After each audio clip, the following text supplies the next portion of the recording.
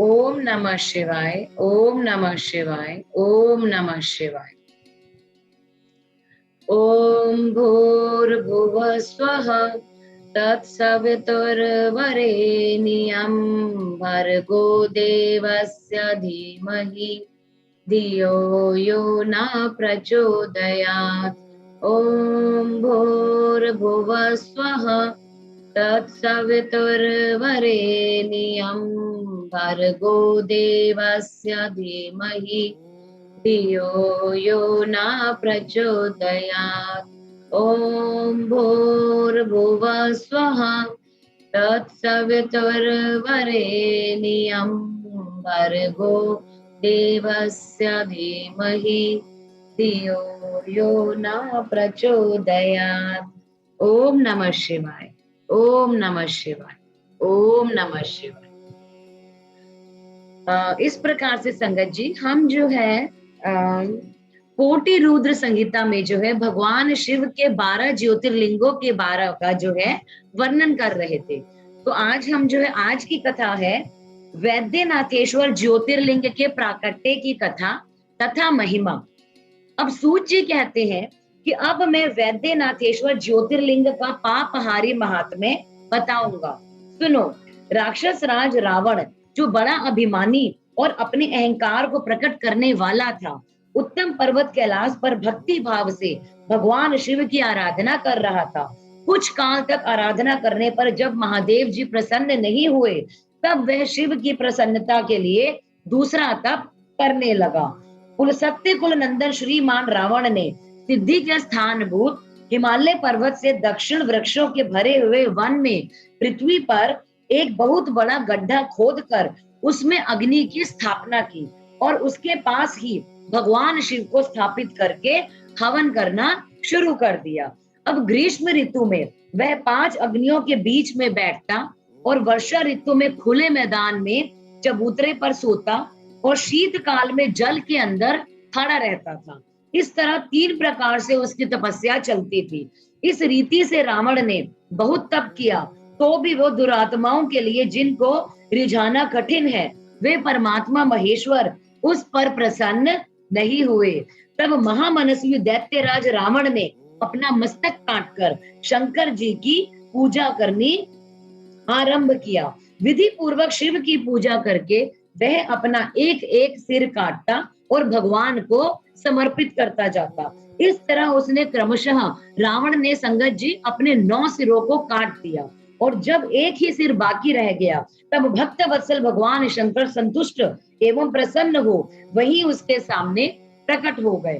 भगवान शिव ने उसके सभी मस्तकों को पूर्वतः निरोग करके उसे उसकी इच्छा के अनुसार अनुपम उत्तम बल प्रदान किया। भगवान शिव का कृपा प्रसाद पाकर राक्षस रावण ने नतमस्तक होकर हाथ जोड़कर उनसे कहा, देवेश्वर प्रसन्न होइए, मैं आपको लंका में ले चलता हूँ, आप मेरे इस मनोरथ को सफल कीजिए, मैं आपकी शरण में आया हूँ। अब रावण के ऐसा कहने पर भगवान शंकर बड़े संकट में पड़ गए और अनमने होकर बोले, राक्षस राज, मेरा सार गर्भित बात सुनो। तुम मेरे उस उत्तम लिंग को भक्ति भाव से अपने घर ले जाओ, परंतु जब तुम्हें इस कहीं पर जहां कहीं भी तुम इसे जमीन पर रख दोगे, तब यह वहीं पर स्थिर हो जाएगा, इसमें कोई संदेह नहीं है। अब तुम्हारी जैसी इच्छा हो वैसा ही करना। अब सूत जी कहते हैं, ब्राह्मणों, भगवान शंकर के ऐसा कहने पर राक्षस राज रावण बहुत अच्छा कहकर वो शिवलिंग साथ लेकर अपने घर की ओर चला, परंतु मार्ग में भगवान शिव की माया से उसे मूत्रोत्सर्ग की इच्छा हुई। अब सत्य नंदन रावण सामर्थ्यशाली होने पर भी अपने मूत्र के वेग को रोक न सका। इसी समय वहां पर आसपास के ग्वालों को देखकर उसने प्रार्थना पूर्वक वह शिवलिंग उसके हाथ में थमा दिया और स्वयं मूत्र त्याग के लिए बैठ गया। उस एक मुहूर्त बीतते बीतते वह ग्वाला उस शिवलिंग को पकड़कर खड़ा रहा, लेकिन उसके भार से अत्यंत जो है पीड़ित होकर वो व्याकुल हो गया, क्योंकि संगत जी जो शिवलिंग है वो बहुत ज्यादा भारी था और वो जो ग्वाला था जिसने जो है रावण के हाथ से शिवलिंग लिया था, वो उसे लिए लिए थक चुका था। तब उसने उसको पृथ्वी पर रख दिया। और भगवान शिव के अकॉर्डिंग क्या था कि जहां पर भी वो शिवलिंग को रख देंगे वो वहीं पर स्थिर हो जाएगा, उसकी जो जगह जो है वो वहां से नहीं बदल सकते।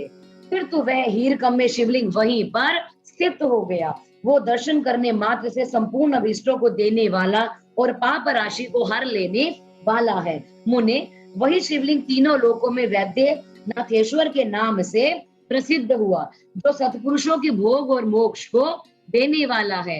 यह दिव्य उत्तम एवं श्रेष्ठ ज्योतिर्लिंग दर्शन और पूजन से भी समस्त पापों को हर लेता है और मोक्ष की प्राप्ति कराता है। वह शिवलिंग जब संपूर्ण लोकों के हित के लिए वही स्थित हो गया, तब रावण भगवान शिव का परम उत्तम वर पाकर अपने घर को चला गया। वहां जाकर उस महान असुर ने बड़ी खुशी के साथ अपनी प्रिय मंदोदरी को सारी बातें कह सुनाई। इंद्र आदि संपूर्ण देवताओं और निर्मल मुनियों ने जब यह समाचार सुना, तब वे परस्पर सलाह करके वहां पर आ गए। उन सब का मन भगवान शिव में लगा हुआ था। उन सब देवताओं ने उस समय वहां बड़ी प्रसन्नता के साथ शिव का विशेष पूजन किया। वहां भगवान शंकर का प्रत्यक्ष दर्शन करके देवताओं ने उस शिवलिंग की विधिवत स्थापना की और उसका वैद्यनाथ नाम रखकर उसकी वंदना और स्तवन करके वे स्वर्ग लोक को चले गए।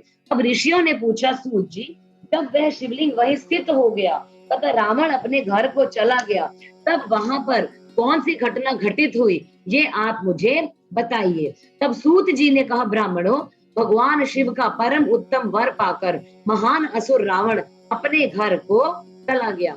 वहां उसने अपनी प्रिया से सब बातें कही और वह अत्यंत आनंद का अनुभव करने लगा। इधर इस समाचार को सुनकर देवता घबरा गए कि पता नहीं कि देवद्रोही महादुष्ट रावण भगवान शिव के वरदान से बल पाकर क्या करेगा। उन्होंने नारद जी को भेजा और नारद जी ने जाकर रावण से कहा, तुम कैलाश पर्वत को उठाओ, तब पता लगेगा कि शिव जी का दिया हुआ वरदान कहाँ तक सफल हुआ है। अब रावण को यह बात टच गई। उसने जाकर कैलाश को उखाड़ लिया, इससे सारा कैलाश हिल गया। तब गिरिजा के कहने से महादेवी जी ने रावण को घमंडी समझकर इस प्रकार शाप दिया। अब महादेव जी बोले, रे रे दुष्ट भक्त दुर्बुद्धे रावण, तू अपने बल पर इतना घमंड ना कर। तेरी इन भुजाओं का घमंड चूर करने वाला वीर पुरुष शीघ्र ही इस जगत में अवतीर्ण होगा। अब सूत जी कहते हैं कि इस प्रकार वहां जो घटना हुई उसे नारद जी ने सुना। रावण भी प्रसन्न चित्त हो जैसे आया था उसी तरह अपने घर को लौट गया। इस प्रकार मैंने वैद्यनाथेश्वर का महात्म्य बताया है। इसे सुनने वाले मनुष्यों का पाप भस्म हो जाता है। अब नागेश्वर नामक ज्योतिर्लिंग का प्रादुर्भाव और उसकी महिमा। सूत जी कहते हैं, ब्राह्मणों, अब मैं परमात्मा शिव के नागेश नामक उत्तम ज्योतिर्लिंग के आविर्भाव का प्रसंग सुनाऊंगा। दारुका नाम से प्रसिद्ध कोई राक्षसी थी। संगत जी, यहाँ पे जो हमारी एक कथा है छोटी सी, नागेश्वर नामक ज्योतिर्लिंग से जुड़ी हुई। दारुका नाम से प्रसिद्ध कोई राक्षसी थी जो पार्वती के वरदान से सदा घमंड में भरी रहती थी। अत्यंत बलवान राक्षस दारुका उसका पति था। उसने बहुत से राक्षसों को साथ लेकर वह सतपुरुषों का संहार जो है मचा रखा था। वह लोगों के यज्ञ और धर्म का नाश जो है करता फिरता था। पश्चिम समुद्र के तट पर उसका एक वन था जो संपूर्ण समृद्धियों से भरा रहता था। उस वन का विस्तार सब ओर से 16 योजन था। दारुका का अपने विलास के लिए जहाँ जाती थी वहीं पर भूमि, वृक्ष तथा अन्य सब उपकरणों से युक्त वह वन भी चला जाता था। देवी पार्वती ने उस वन की देख रेख का भार दारुका को सौंप रखा था। अब दारुका अपने पति के साथ इच्छा अनुसार उसमें विचरण करती थी। राक्षस दारुक अपनी दारुका के साथ वहां रहकर सबको भय देता था। उससे पीड़ित हुई प्रजा ने महर्षि औवर्ण की शरण में जाकर उनको अपना दुख सुनाया। अब औवर्ण ने शरणागतों की रक्षा के लिए राक्षसों को यह शाप दे दिया कि ये राक्षस यदि पृथ्वी पर प्राणियों की हिंसा या यज्ञ का विध्वंस करेंगे तो उसी समय अपने प्राणों से हाथ धो बैठेंगे। देवताओं ने जब यह बात सुनी तब उन्होंने दुराचारी राक्षसों पर चढ़ाई कर दी। राक्षस घबराए, यदि वे लड़ाई में देवताओं को मारते तो मुनि के शाप से स्वयं मर जाते, और यदि नहीं मारते तो पराजित होकर भूखों मर जाते। इस अवस्था में राक्षसी दारुका ने कहा कि भवानी के वरदान से मैं सारे वन को जहां चाहूं ले जा सकती हूँ। ऐसा कहकर वह समस्त वन को ज्यों का त्यों ले जाकर समुद्र में जा बसी। अब राक्षस लोग पृथ्वी पर ना रहकर जल में निर्भय रहने वाले और वहां प्राणियों की पीड़ा देने लगे। एक बार बहुत सी नावें उधर आकर निकल गई जो मनुष्य से भरी हुई थी। अब राक्षसों ने उनमें बैठे हुए सब लोगों को पकड़ लिया और बेड़ियों से बांधकर कारागार में डाल दिया। वे उन्हें बारंबार धमकियां देने लगे। उनमें सुप्रिय नाम से प्रसिद्ध एक वैश्य था जो उस दल का सरदार था। वह बड़ा सदाचारी, भस्म रुद्राक्षधारी तथा भगवान शिव का परम भक्त था। सुप्रिय शिव की पूजा किए बिना भोजन नहीं करता था। बहुत से अपने साथियों को भी उसने शिव की पूजा सिखा दी थी। फिर सब लोग नमः शिवाय मंत्र का जप और शंकर जी का ध्यान करने लगे। सुप्रिय को भगवान शिव का दर्शन भी होता था।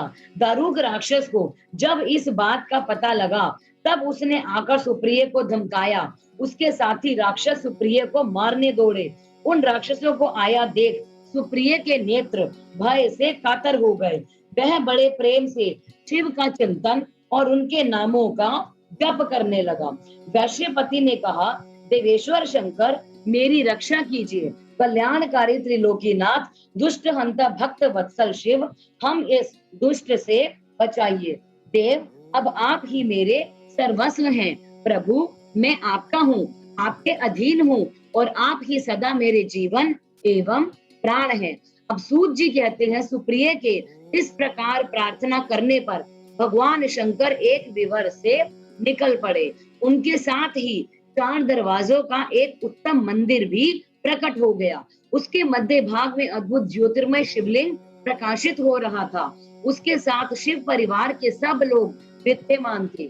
सुप्रिय ने उनका दर्शन करके पूजन किया और पूजित होने पर भगवान शंभु ने प्रसन्न होकर स्वयं पाशुप का सत्र लेकर प्रधान राक्षसों, उनके सारे उपकरणों तथा सेवकों को भी तत्काल ही नष्ट कर दिया। और उन दुष्ट हंता शंकर ने अपने भक्त सुप्रिय की रक्षा की। तत्पश्चात अद्भुत लीला करने वाले और लीला से ही शरीर धारण करने वाले शंभु ने उस वन को यह वर दिया कि आज से इस वन में सदा ब्राह्मण, क्षत्रिय, वैश्य और शूद्र, इन चारों वर्णों के धर्मों का पालन हो। यहाँ पर श्रेष्ठ मुनि निवास करे और तमोगुणी राक्षस इनमें कभी भी ना रहे। अब शिव धर्म के उपदेशक, प्रचारक और प्रवर्तक लोग इसमें निवास करें। सूत जी कहते हैं कि इस समय राक्षस दारुका ने दीन चित्त से देवी पार्वती की स्तुति की और देवी पार्वती प्रसन्न हो गई और बोली, बताओ तेरा क्या कार्य करूं? उसने कहा, मेरे वंश की रक्षा कीजिए। देवी बोली, मैं सच कहती हूँ, तेरे कुल की रक्षा करूंगी।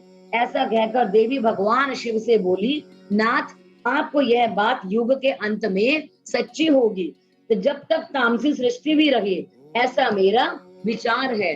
मैं भी आपकी ही हूँ और आपके ही आश्रम में रहती हूँ, अतः मेरी बात को भी प्रमाणित कीजिए। यह राक्षसी दारुका देवी मेरी ही शक्ति है और राक्षसियों में बलिष्ठ है, अतः यही राक्षसों के राज्य का शासन करे। ये राक्षस पत्नियां जिन पुत्रों को पैदा करेंगी वे सब मिलकर इस वन में निवास करें, ऐसी मेरी इच्छा है। अब शिव बोले, प्रिय, यदि तुम ऐसी बात कहती तो मेरा यह वचन सुनो। मैं भक्तों का पालन करने के लिए प्रसन्नता पूर्वक इस वन में रहूंगा। जो पुरुष यहाँ वर्ण धर्म के पालन में तत्पर होकर प्रेम पूर्वक मेरा दर्शन करेगा वह चक्रवर्ती राजा होगा। अब कलयुग के अंत और सतयुग के आरंभ में महासेन का पुत्र वीरसेन राजाओं का भी राजा होगा। वह मेरा भक्त और अत्यंत पराक्रमी होगा और यहाँ पर आकर मेरा दर्शन करेगा। दर्शन करते ही वह चक्रवर्ती सम्राट हो जाएगा। अब सूत जी कहते हैं, ब्राह्मणों, इस प्रकार बड़ी बड़ी लीलाएं करने वाले वे दंपत्ति परस्पर हास्य युक्त वार्तालाप करके स्वयं वहां पर स्थित हो गए। अब ज्योतिर्लिंग स्वरूप महादेव जी वहां नागेश्वर कहलाए और शिवा देवी नागेश्वरी के सामने से विख्यात हुई। वे दोनों ही सत्पुरुषों के प्रिय हैं। इस प्रकार ज्योतियों के स्वामी नागेश्वर नामक महादेव जी ज्योतिर्लिंग के रूप में प्रकट हुए और वे तीनों लोकों की संपूर्ण कामनाओं को सदा पूरा करने वाले हैं। जो प्रतिदिन आदर पूर्वक नागेश्वर के प्रादुर्भाव का यह प्रसंग सुनता है, वह बुद्धिमान मानव महापातकों का नाश करने वाले संपूर्ण मनोरथों को प्राप्त कर लेता है।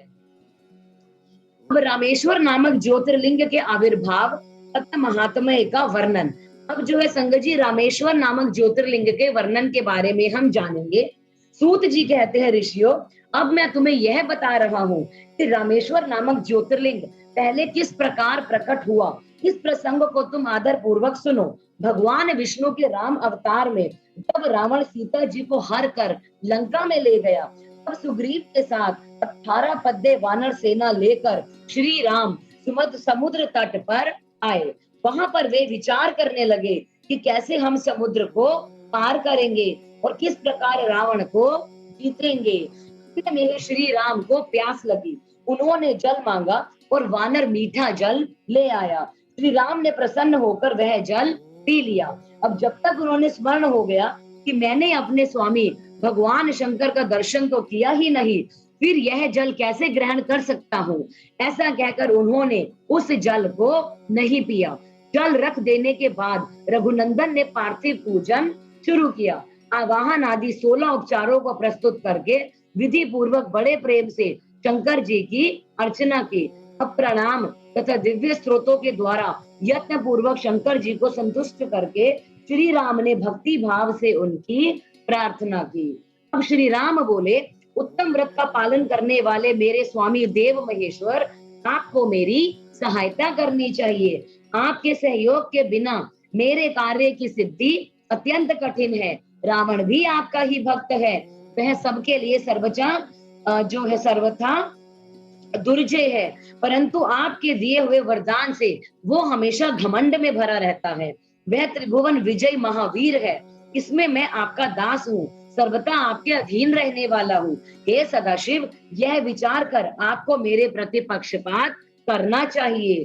सूत जी कहते हैं, इस प्रकार प्रार्थना और बार बार नमस्कार करके उन्होंने उच्च स्वर से जय शंकर, जय शिव इत्यादि का उद्घोष करते हुए शिव का स्तवन करा और फिर उनके मंत्र के जप और ध्यान में तत्पर हो गए। उसके बाद पुनः पूजन करके वे स्वामी के आगे नाचने लगे। उस समय उनका हृदय प्रेम से द्रवित हो रहा था।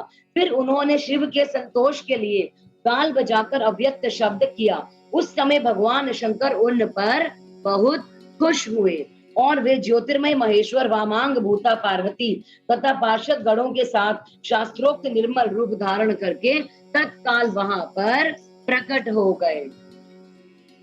अब श्री राम की भक्ति से संतुष्ट चित्त होकर महेश्वर ने उनसे कहा, श्री राम, तुम्हारा कल्याण हो, वर मांगो। उस समय उनका रूप देखकर वहां पर उपस्थित हुए सब लोग पवित्र हो गए। अब शिव धर्म परायण श्री राम ने स्वयं उनका पूजन किया। फिर भांति भांति की स्तुति एवं प्रणाम करके उन्होंने भगवान शिव से लंका में रावण के साथ होने वाले युद्ध में अपने लिए विजयी प्रार्थना की। तब राम भक्ति से प्रसन्न हुए महेश्वर ने कहा, महाराज, तुम्हारी जय हो। भगवान शिव के दिए हुए विजय सूचक पर एवं युद्ध की आज्ञा को पाकर भगवान श्री राम ने नतमस्तक हो हाथ जोड़कर उनसे पुनः प्रार्थना की। अब श्री राम बोले, मेरे स्वामी शंकर, यदि आप संतुष्ट हैं तो जगत के लोगों को पवित्र करने और दूसरों की भलाई करने के लिए यहाँ पर निवास करें। अब सूत जी कहते हैं, श्री राम के ऐसा कहने पर भगवान शिव वहां पर ज्योतिर्लिंग के रूप में स्थित हो गए और तीनों लोकों में रामेश्वर के नाम से उनकी प्रसिद्धि हुई। उनके प्रभाव से ही अपार समुद्र को अनायास पार करके श्री राम ने रावण आदि राक्षसों का शीघ्र ही संहार किया और अपनी प्रिया सीता को प्राप्त कर लिया। तब से इस भूतल पर रामेश्वर की अद्भुत महिमा का प्रसार हुआ। भगवान रामेश्वर सदा भोग और मोक्ष देने वाले तथा भक्तों की इच्छा पूरी करने वाले हैं। जो दिव्य गंगा जल से रामेश्वर शिव को भक्ति पूर्वक स्नान कराता है, वह जीवन मुक्त ही है। इस संसार में देव दुर्लभ समस्त भोगों का उपभोग करके अंत में उत्तम ज्ञान पाकर वह निश्चय ही केवल्य मोक्ष को पा लेता है। इस प्रकार मैंने तुम लोगों से भगवान शिव के रामेश्वर नामक दिव्य ज्योतिर्लिंग का वर्णन किया, जो अपनी महिमा सुनने वालों के समस्त पापों का अपहरण करने वाला है।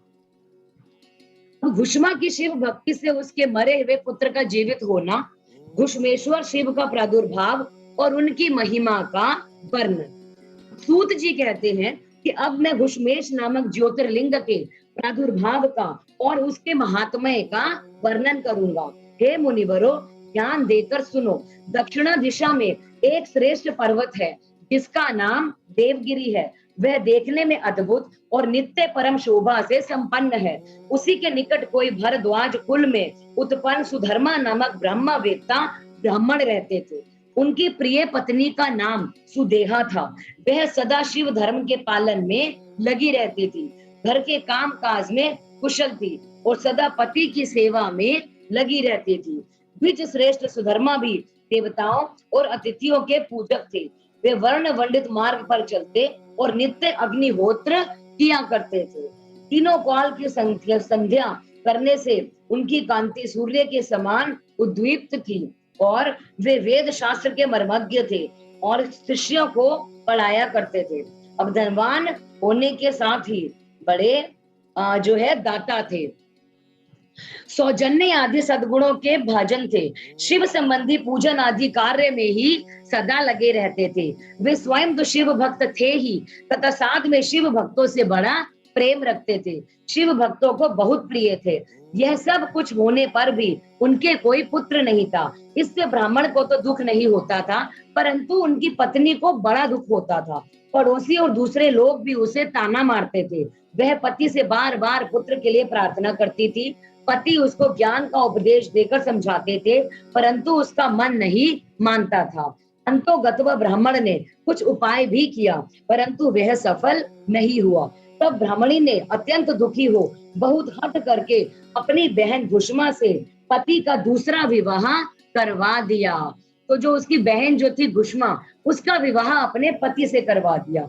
इस समय विवाह से पहले सुधर्मा ने उसको समझाया था कि इस समय तो तुम बहन से प्यार कर रही हो, परंतु इसके बाद जब इसको पुत्र हो जाएगा तब इससे तुम ईर्ष्या करने लगोगी। उनसे वचन दिया कि मैं बहन से कभी डाहा नहीं करूंगी, अर्थात ईर्ष्या नहीं करूंगी। अब विवाह हो जाने पर घुष्मा दासी की भांति बड़ी बहन की सेवा करने लगी। सुदेहा भी उसे बहुत प्यार करती रही। घुष्मा अपनी शिव भक्त बहन की आज्ञा से नित्य 101 पार्थिव शिवलिंग बनाकर भक्ति पूर्वक जो है पूजा करने लगी। पूजा करके वह निकटवर्ती तालाब में उसका विसर्जन कर देती थी। अब शंकर जी की कृपा से उसके एक सुंदर सौभाग्यवान और सद्गुण संपन्न पुत्र हुआ। अब घुष्मा का कुछ मान बढ़ा, इससे सुदेहा के मन में डाह पैदा हो गई। अब समय पर उस पुत्र का विवाह हो गया। पुत्र वधु घर में आ गई। अब तो वह और भी जलने लगी। उसकी बुद्धि भ्रष्ट हो गई थी और एक दिन उसने रात में सोए हुए पुत्र को छुरे से काट कर उसके शरीर के टुकड़े टुकड़े करके मार डाला और कटे हुए अंगों को तालाब में जाकर फेंक दिया, जहां घुष्मा प्रतिदिन पार्थिव लिंगों का विसर्जन करती थी। अब जो है पुत्र के अंगों को उस तालाब में फेंक कर वह लौट आई और घर में सुखपूर्वक सो गई। अब घुष्मा सवेरे उठकर प्रतिदिन पूजन आदि कर्म करने लगी। श्रेष्ठ ब्राह्मण सुधर्मा स्वयं भी नित्य कर्म में लग गए। उसी समय उनकी ज्येष्ठ पत्नी सुदेहा भी उठी और बड़े आनंद के साथ घर में जो है काम काज करने लगी, क्योंकि उसके हृदय में पहले जो ईर्ष्या की आग लग जाती थी वह अब बुझ गई है। प्रातः काल जब बहू ने उठकर पति की शैया को देखा तब वह खून से भीगी दिखाई दी और उस पर शरीर के कुछ टुकड़े दृष्टि गोचर हुए। इससे उनको बड़ा दुख हुआ। उन्होंने सास के पास जाकर निवेदन किया और उत्तम व्रत का पालन करने वाली आर्य, आपके पुत्र कहाँ गए? उनकी शैया रक्त से भीगी हुई थी और उस पर शरीर के कुछ टुकड़े दिखाई देते थे। हाय, मैं मारी गई। किसने वह बेटी की प्रिय पत्नी भांति भांति से करुण विलाप करती हुई रोने लगी। सुधर्मा की बड़ी पत्नी सुदेहा भी उस समय हाय, मैं मारी गई ऐसा कहकर दुख में डूब गई। मैं मारी गई ऐसा कहकर उसने ऊपर से तो दुख किया, किंतु मन ही मन वो खुशी से भी भरी हुई थी। भुष्मा भी उस समय उस वधु के दुख को सुनकर अपने नित्य पार्थिव जो है पूजन के व्रत से विचलित नहीं हुए। उसका मन बेटे को देखने के लिए तनिक भी उत्सुक नहीं हुआ। और उसके पति की भी ऐसी ही अवस्था थी। जब तक नित्य नियम पूरा नहीं हुआ, तब तक उन्हें दूसरी किसी बात की चिंता नहीं हुई। दोपहर को पूजन समाप्त होने पर भुष्मा ने अपने पुत्र की भयंकर शैया पर दृष्टिपात किया, तथापि उसने मन में किंचित मात्र भी दुख नहीं माना। वह सोचने लगी, जिन्होंने यह बेटा दिया है वे ही इसकी रक्षा करेंगे, और वे माला गूंथने वाले पुरुष की भांति जिनको जोड़ते हैं उनको अलग भी कर सकते हैं। अतः अब मेरे चिंता करने से क्या होगा? इस तत्व का विचार करके उसने शिव के भरोसे धैर्य धारण किया और उस समय दुख का अनुभव नहीं किया। वह पूर्ववत पार्थिव शिवलिंग को लेकर स्वस्थ चित्त से शिव के नामों का उच्चारण करती हुई तालाब के किनारे चली गई। उन पार्थिव लिंगों को तालाब में डालकर जब वो लौटने लगी तो उसने अपना पुत्र उसी तालाब के किनारे पड़ा हुआ पाया। सूत जी कहते हैं, ब्राह्मणों, उस समय वहां अपने पुत्र को जीवित देखकर उसकी माता घुष्मा ने ना तो हर्ष किया होगा और ना ही विषाद। वह पूर्णतः स्वास्थ्य बने रहे।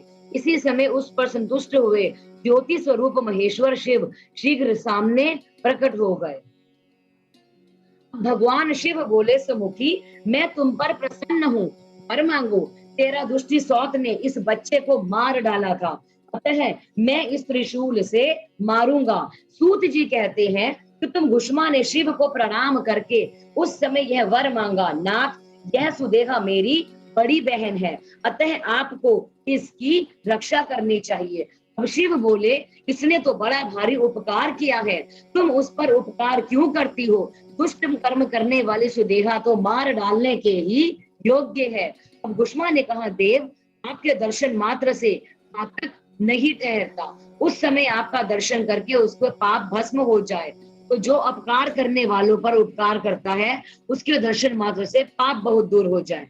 प्रभु, यह अद्भुत भगवत वाक्य मैंने सुन रखा है और इसलिए सदाशिव जिसने ऐसा कुकर्म किया है वही करे। मैं ऐसा कार्य क्यों करूं? और मुझे तो जो है बुरा करने वाला को भी जो है पता ही भला ही करना है। सूत जी कहते हैं कि घुष्मा के ऐसा कहने पर दया सिंधु भक्त वत्सल महेश्वर और भी प्रसन्न हुए और वे इस प्रकार बोले, घुष्मे, तुम कोई और वर मांगो, मैं तुम्हारे लिए हितकर वर अवश्य दूंगा, क्योंकि तुम्हारी इस भक्ति से और विकार शून्य स्वभाव से मैं बहुत ज्यादा प्रसन्न हूँ।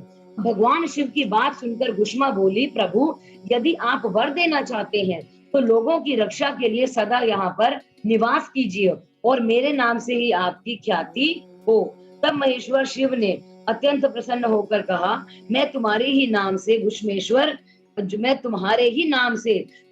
कहलाता हुआ सदा यहाँ निवास करूंगा और सबके लिए सुखदायक रहूंगा, और मैं तुम्हारे ही नाम से घुष्मेश्वर कहलाऊंगा। मेरा शुभ ज्योतिर्लिंग घुष्मेश नाम से प्रसिद्ध है।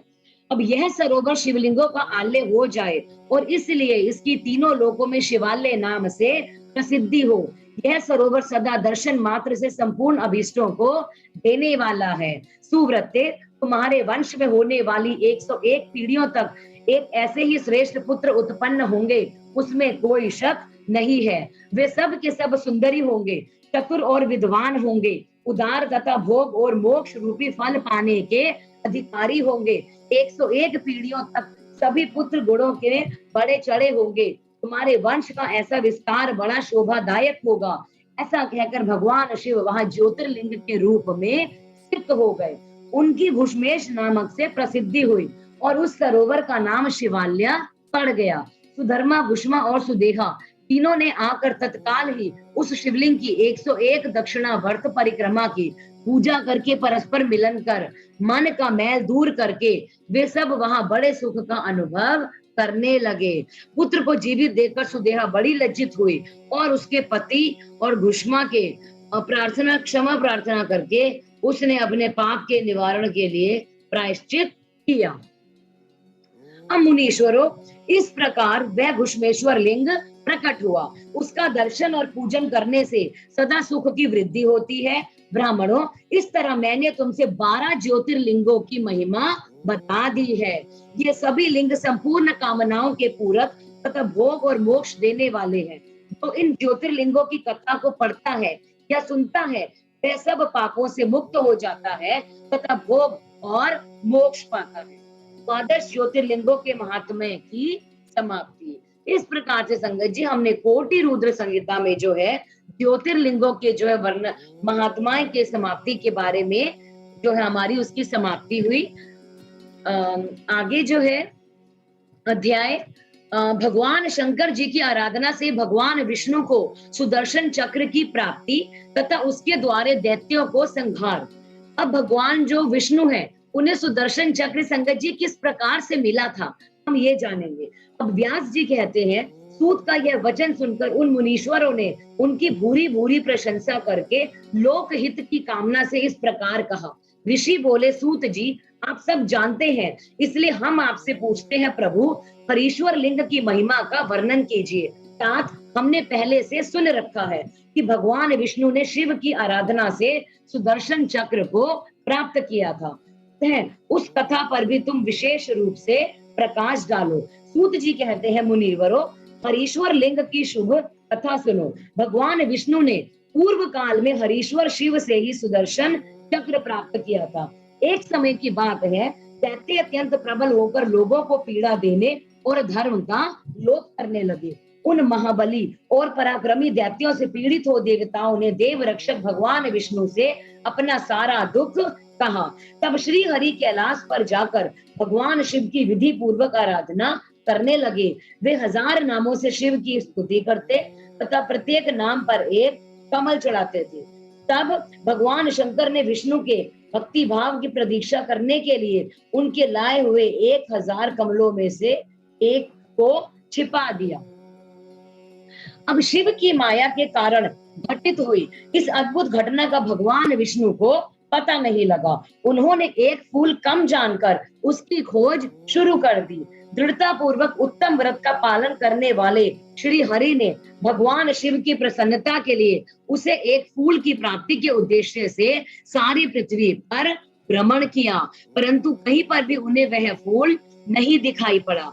तब विशुद्ध चेतना विष्णु ने एक फूल की पूर्ति के लिए अपने कमल सदृश एक नेत्र को ही निकाल कर चढ़ा दिया।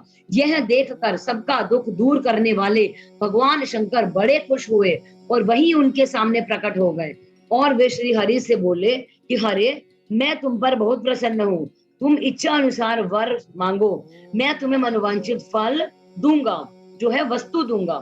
तुम्हारे लिए मुझे कुछ भी दे नहीं है। अब विष्णु बोले, नाथ आपके सामने मुझे क्या कहना है, आप अंतर्यामी हैं, अतः सब कुछ जानते हैं, तथापि आपके आदेश का गौरव रखने के लिए कहता हूँ। दैत्यों ने सारे जगत को पीड़ित कर रखा है। सदाशिव मेरा अपना अस्त्र शस्त्र दैत्यों के वध में काम नहीं देता परमेश्वर, इसलिए मैं आपकी शरण में आया हूँ। और सूत जी कहते हैं, श्री विष्णु का यह वचन सुनकर देवाधिदेव महादेव ने तेजो राशि में अपना सुदर्शन चक्र उन्हें दे दिया। उसको पाकर भगवान विष्णु ने उन समस्त प्रबल दैत्यों का उस चक्र के द्वारा बिना परिश्रम के ही संहार कर दिया। इससे सारा जगत स्वस्थ हो गया और अपने लिए उस आयुध को पाकर भगवान विष्णु भी अत्यंत प्रसन्न एवं परम सुखी हो गए। अब ऋषियों ने पूछा कि शिव के सहस्त्र नाम कौन कौन है, बताइए। जिनसे संतुष्ट होकर महेश्वर ने श्री हरि को चक्र प्रदान किया है। उन नामों के महात्म्य का भी वर्णन कीजिए। श्री विष्णु के ऊपर शंकर जी की जैसी कृपा हुई थी उसका यथार्थ रूप से प्रतिपादन कीजिए। शुद्ध अंतःकरण वाले उन मुनियों की वैसी बात सुनकर सूत जी ने शिव के चरणार बिंदों का चिंतन करके इस प्रकार कहना आरंभ किया। अब भगवान विष्णु द्वारा पठित शिव सहस्त्र नाम स्तोत्र। संगत जी यहाँ से जो है हमारा जो है एक स्तोत्र जो है वो शुरू होने जा रहा है। तो ये बहुत ही जो है एक तरह से सुंदर स्तोत्र है और थोड़ा सा लंबा भी है। तो मैं चाहती नहीं कि ये स्तोत्र जो है कि ये जो कथा स्तोत्र है ये हमारा बीच में ही छूट जाए। तो यहाँ से मैं कल शुरू करूंगी कि जिससे हमारा जो है क्योंकि समय लगेगा तो इसमें थोड़ा सा हम कल कंटिन्यू करेंगे कि स्त्रोत हमारा कल की डेट में 1 घंटे तक पूरा का पूरा ये स्त्रोत ही चलेगा। तो आशा करती हूँ कि आप सब लोग इस शिव सहस्त्र नाम के स्त्रोत को अवश्य सुनेंगे जो कि भगवान विष्णु द्वारा स्वयं पठित है। तो आज का जो है मैं थोड़ा सा कथा जो है वो मैं इसलिए शॉर्ट करूंगी क्योंकि यदि मैं इसे अभी आरंभ कर दूंगी तो ये हमारा समय के हिसाब से ये हमारा बीच में ही रह जाएगा और मैं स्त्रोत को बीच में नहीं छोड़ना चाहती। तो आज के लिए मैं आप सब लोगों से यहीं से आज्ञा चाहूंगी। आप सब लोगों से रिक्वेस्ट है कि आप सब लोग अपने स्थान पर बैठ जाएं और 3 बार ओम की चैंटिंग करेंगे।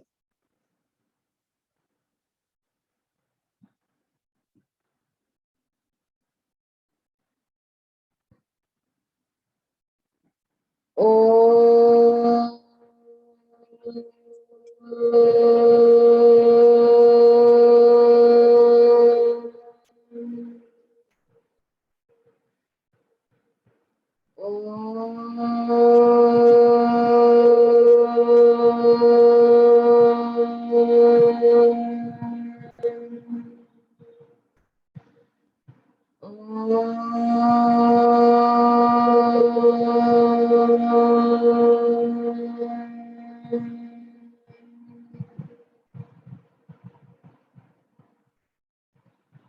ओम नमः शिवाय। ओम नमः शिवाय।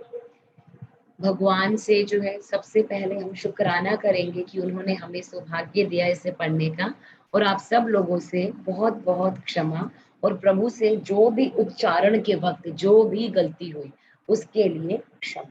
ओम नमः शिवाय। ओम नमः शिवाय। ओम नमः शिवाय। जय गुरु जी।